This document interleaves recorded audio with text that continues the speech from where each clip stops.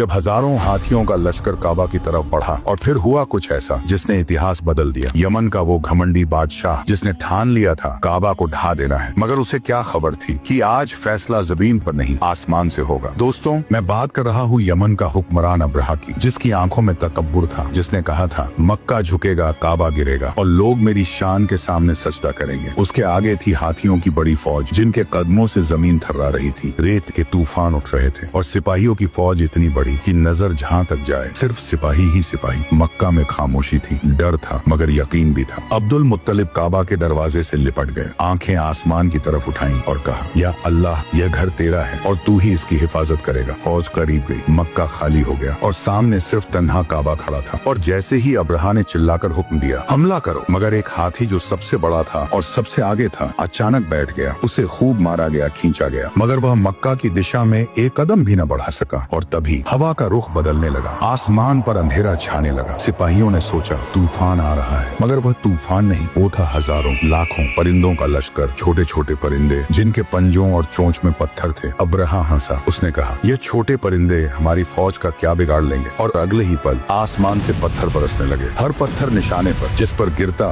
उसका जिस्म चीर देता। सिपाही चीखने लगे, हाथी भागने लगे, फौज टूटकर बिखर गई, हर तरफ अफरा तफरी मच गई। वह छोटे पत्थर नहीं थे, वह अल्लाह का अजाब था। कुछ ही पलों में, कुछ ही लम्हों में वह लश्कर जो काबा को गिराने आया था मिट्टी में मिल चुका था। अब्रहा भागा मगर मौत उसका पीछा कर रही थी और आखिरकार उसका अंजाम भी तारीख में इबरत बन गया। और काबा जो अल्लाह का घर है आज भी खड़ा है, न हाथी उसे गिरा सके, न बादशाह उसे मिटा सके, क्योंकि ताकत फौज में नहीं, हाथियों में नहीं, ताकत उस मालिक में होती है जो जब चाहे किसी की भी तकदीर बदल सकता है। बेशक मेरा रब हर चीज पर कादिर है।